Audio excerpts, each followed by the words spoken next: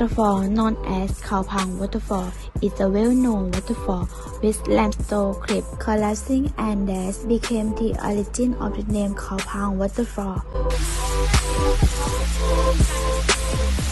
The stream flows from the mountain and flows along the limestone cliff about 15 meters high, spreading over the sloping ground in the area. In some part of the waterfall, there are large areas for swimming. Saiyoknoi Waterfall in part of the responsibility of Sayok National Park. In the front of the waterfall, there are shops and restaurants. We walk up to the top to see the beauty of Saiyok Waterfall.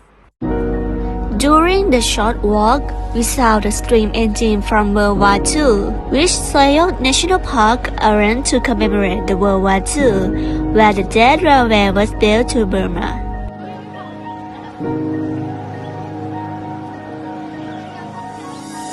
The route was built through the front of the waterfall. We stopped to take a picture with the steam engine and the sound of the waterfall.